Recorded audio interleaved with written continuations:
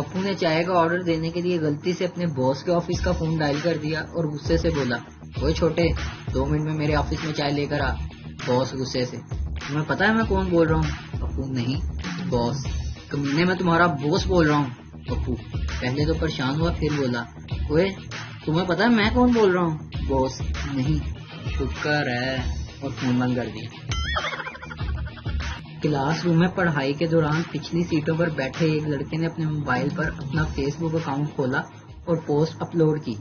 جیسے ہی اس کا status on line شو ہوا، پروفیسر صاحب نے جو لیپ ٹاپ پر آن لائن تھے کمنٹ کیا کہ نالائق انسان، کلاس سے نکل جاؤ۔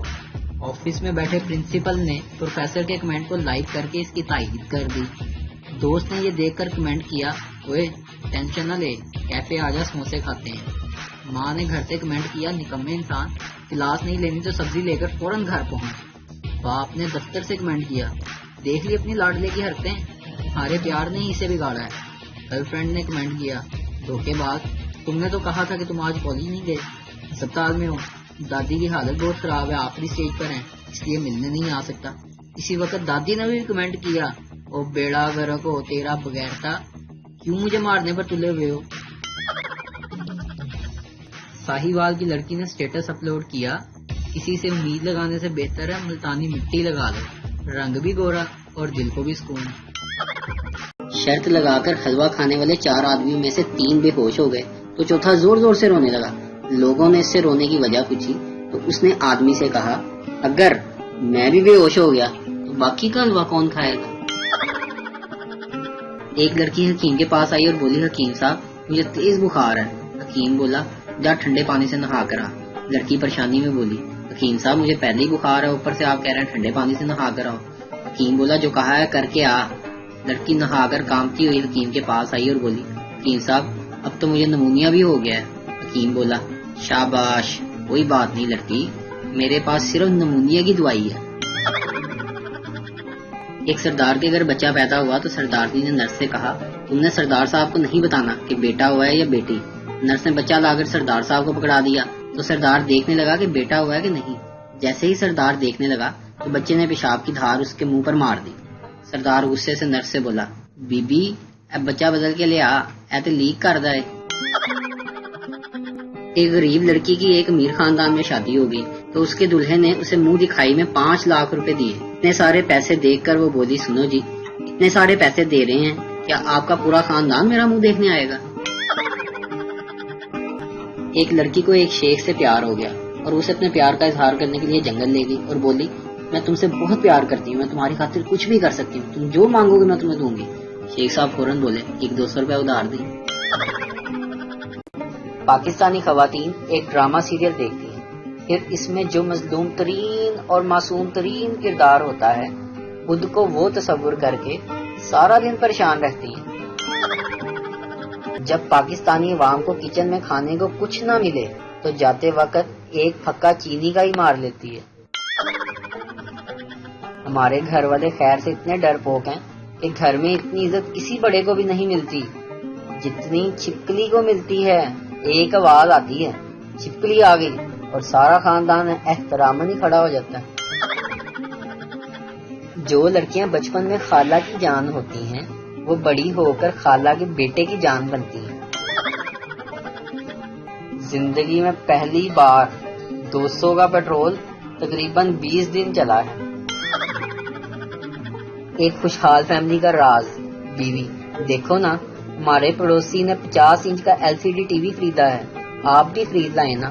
شوہر، ارے ڈارلنگ، جس کے پاس تمہارے جیسی خوبصورت بیوی ہو وہ کیوں فالتو کا وقت ٹی وی دیکھنے میں برباد کرے گا۔ بیوی، اوہ آپ بھی نا، ابھی آپ کے لیے پکوڑے بنا کر لاتی ہوں۔ ایک شخص کو چڑیا گھر میں نوکری مل گئی۔ نوکری یہ تھی کہ وہ مقررہ وقت پر چیتے کی کھال پہن کر چیتے کے پنجرے میں بیٹھ جائے۔ چیتے کے ساتھ والا پنجرہ شیر کا تھا، دونوں پنجروں کے درمیان ایک دروازہ تھا۔ ایک دن وہ دروازہ کھلا رہ گیا اور شیر چیتے کے پنجرے میں آ گیا تو چیتا نما شخص چلانے لگا، شیر آ گیا، شیر آ گیا۔ شیر چیتا نما شخص کے کان کے قریب آ کر اپنا منہ لا کر بولا، یار چپ کر جا، رولا نہ پا تو مینوں بھی نوکری تو کٹائے گا۔ ایک مکان کی چھت سے روزانہ عجیب و غریب آوازیں آتی تھیں، یوں لگتا تھا جیسے چھت کمزور ہے۔ کرایہ دار پریشان ہوا اور مالک مکان کے پاس پہنچا اور کہا جناب مکان کی چھت روزانہ چرچر کرتی ہے۔ مالک مکان نے کہا گھبراؤ نہیں، مکان کی چھت تسبیح پڑھتی ہے۔ کرایہ دار نے کہا لیکن جناب ڈر ہے کہ تسبیح پڑھتے پڑھتے سجدے میں نہ گر جائے۔ گائیڈ نے سیاحوں کو تاریخی عمارت کا ایک کمرہ دکھاتے ہوئے کہا یہ کمرہ ایک خاص اہمیت کا حامل ہے، اس میں مہارانی کھانا پکاتے ہوئے بے ہوش ہو گئی تھی اور اسی کمرے میں ان کا انتقال ہو گیا تھا۔ ان میں سے ایک گورا فوراً بولا لیکن چند دن پہلے تو تم نے یہ بات سامنے والے کمرے کے بارے میں کہی تھی۔ گائیڈ سر گھما کر بولا جناب دراصل وہ کمرہ آج بند ہے۔ ٹیچر خون کے الگ الگ گروپس کیوں ہوتے ہیں؟ پپو تاکہ مچھر ایک ہی فلیور پی پی کر بور نہ ہو جائے۔ محلے کے ایک گھر میں جس میں چڑیلیں رہتی تھیں اور کوئی بھی اس کو کرائے پر نہیں لیتا تھا، ایک سردار نے یہ بات سنی تو مکان کرائے پر لینے چلا گیا۔ مالک مکان سردار جی اس گھر میں چڑیلیں رہتی ہیں۔ سردار کوئی گل نہیں وڈیو، ادھا کرایہ وہ دینی ہے ادھا میں دوں۔ پاکستانیوں سے کہو کہ آسمان پر 300 ارب تارے ہیں تو وہ آسانی سے مان لیں گے، لیکن اگر ان سے کہو کہ کرسی پر تازہ رنگ لگا ہے اس کو ہاتھ نہ لگاؤ تو وہ انگلی لگا کر دیکھے بنا ہرگز نہیں مانیں گے۔ پاکستان میں ایک ایسی مخلوق بھی پائی جاتی ہے جو لڑائی کرتے کرتے خود ہی رونے لگ جاتی ہے۔ اب آپ ہی کمنٹ کر کے بتائیں کہ وہ قوم کون سی ہے۔ امی کا فون آیا جلدی گھر پہنچو۔ جیسے ہی میں کمرے میں داخل ہوا ابو نے پکڑا نکمے بے شرم اور مارنا شروع کیا۔ خیر جب تھک گئے تو 2 لات تشریف پہ مار کے دروازے سے ڈائریکٹ انٹری کروائی گئی۔ سامنے ایک آنٹی اور ایک خوبصورت لڑکی بیٹھی ہوئی تھی۔ لڑکی نے اٹھ کر کہا نہیں نہیں یہ وہ نہیں ہے۔ میں کالی شلوار قمیض پہن کے ساتھ پشاوری چپل کے آج ایک فنکشن میں گیا۔ میرے دوست کے بڑے بھائی کی شادی تھی۔ ماشاءاللہ میں بہت آہو لگ رہا تھا۔ آستین فولڈ کر کے اپنی گھڑی کو سیٹ کیا۔ نیت یہی تھی کہ کوئی خوبصورت حسینہ جب گزرے گی تو اس کا دوپٹہ میری گھڑی سے اٹک جائے گا۔ ابھی یہی سوچ رہا تھا کہ اچانک میری گھڑی کے ساتھ کچھ اڑا۔